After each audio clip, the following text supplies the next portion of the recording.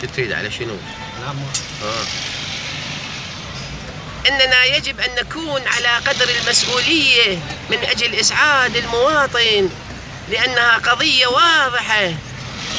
أن مشاريعنا هي دعم المرأة العراقية، لأن المرأة كما يعلم الجميع هي نصف المجتمع الآخر، هي الأم التي أنجبت هذه الأجيال، وهي الزوجة كما تقول الحكمة: وراء كل رجل عظيم امرأة عظيمة.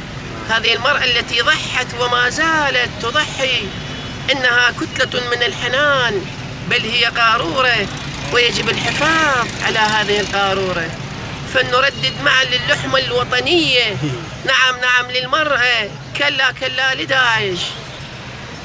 أن تياركم أيها الإخوة تيار عريض وواسع ومنفتح إلى جميع القوائم، ولا ندخل في ممرات ضيقة.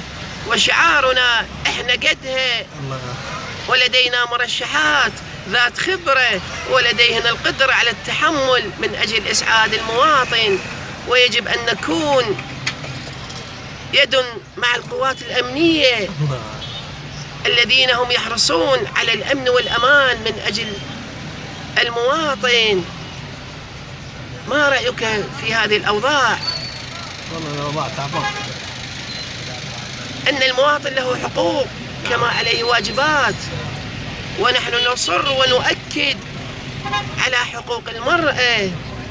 هو أهم شيء المرأة. نعم، هاي لازم أكو فد عبرة، لكن هاي أكو اثنين. شوف العبرة وين؟ هاي واحد راح للمسجد وواحد راح للملهى. هذا اللي راح المسجد اجى الخبر مات، هيك راح تقول الله يرحمه، لكن هذا كان يريد أن يسرق أحذية المصلين. وهذا اللي راح للملهى كان يريد أن ينصحهم ويقول: يا ناس يا عالم توبوا إلى الله.